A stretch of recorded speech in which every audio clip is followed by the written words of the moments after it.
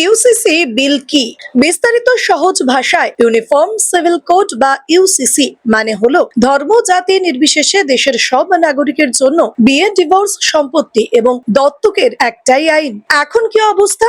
আমাদের দেশে এখন আলাদা আলাদা পার্সোনাল ল আছে। হিন্দুদের জন্য হিন্দু ম্যারেজ অ্যাক্ট, মুসলিমদের জন্য মুসলিম পার্সোনাল ল, খ্রিস্টানদের জন্য আলাদা আইন। এর ফলে বিয়ে, তালাক, সম্পত্তির ভাগ্যের নিয়ম ধর্ম অনুযায়ী আলাদা হয়। বিজেপি কি বলছে? 2026 সালের ওয়েস্ট বেঙ্গল বিধানসভা ভোটের আগে বিজেপি তাদের সংকল্প পত্রতে কথা দিয়েছে ক্ষমতায় এলে 6 মাসের মধ্যে রাজ্যের ইউসিসি চালু করবে। পিএম মোদি জাঙ্গিপুরের সভা থেকে বলেছেন, অ্যাপিসমেন্ট পলিটিক্স শেষ করতে ইউসিসি দরকার।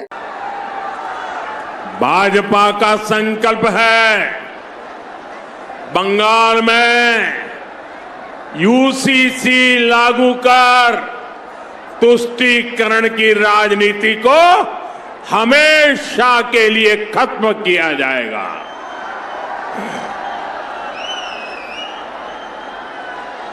अब बंगाल फैसला कर चुका है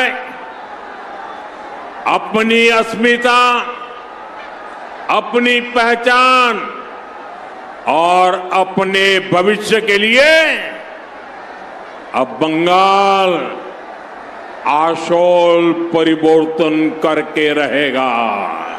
অমিত শাহ বলেছেন, ইউসিসি এলে এক দেশ এক আইন হবে এবং দুর্নীতি ও সিন্ডিকেট রাজ বন্ধ হবে। টিএমসি কি বলছে? মমতা ব্যানার্জি এবং টিএমসির বক্তব্য, ইউসিসি আনলে বিভিন্ন সম্প্রদায়ের নিজস্ব রীতিনীতি সংস্কৃতি নষ্ট হবে। তারা বলছেন এটা ভোটের আগে মানুষকে ভাগ করার রাজনীতি। সাধারণ মানুষের লাভ বা ক্ষতি কি? ছেলে মেয়ে সম্পত্তিতে সমান অধিকার পাবে, ডিভোর্সের আইন সবার জন্য এক হবে, আইনি জটিলতা কমবে। ইউসিসি এখন শুধু একটা আইন নয়, এটা 2026-এর বেঙ্গল ভোটের সবচেয়ে বড় রাজনৈতিক ইস্যু হয়ে উঠেছে।